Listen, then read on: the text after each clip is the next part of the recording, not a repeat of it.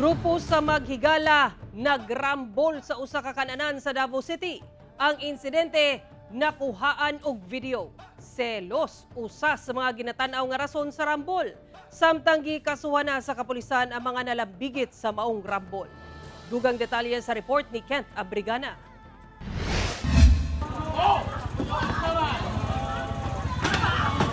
Makita sa video kining grupo sa kalalakinan nga nag-atensyon sa usa ka kananan sa Sibangkoy Street, Barangay 4A, Davao City, pasados 4 sa kadlaw ni adtong Sabado.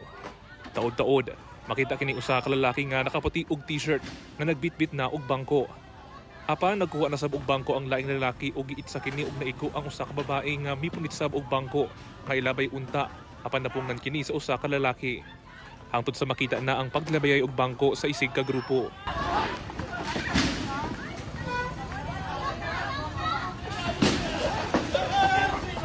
Sumala sa nagdumala sa kananan, naglisod sila sa pagpugong sa maong mga individual.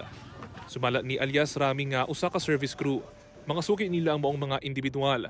Natinganan na lang daw siya dihang nagkalalis na ang duha ka grupo. Human ni ini ma-serve ang ilang mga order.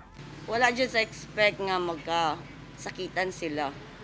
Kaya usually nagkakaon sila dari batuhan lang og word eh. Tungod sa insidente, pipila matud pa ka bangko og lamesa sa kananan ang naguba.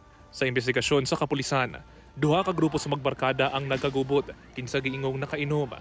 Misunderstanding ug selos matud pa ang hinungdan sa nahitabong rambol. Mga around 4 AM na to nahitabo, sir, nga na ay misunderstanding, na ay concerning personal issues, no?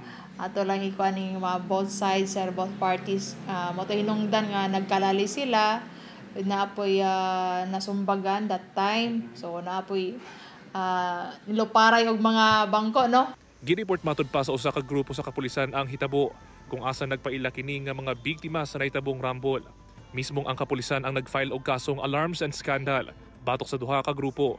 Sa mga part, gusto na mo maleksyonan sila hang action, sir, no?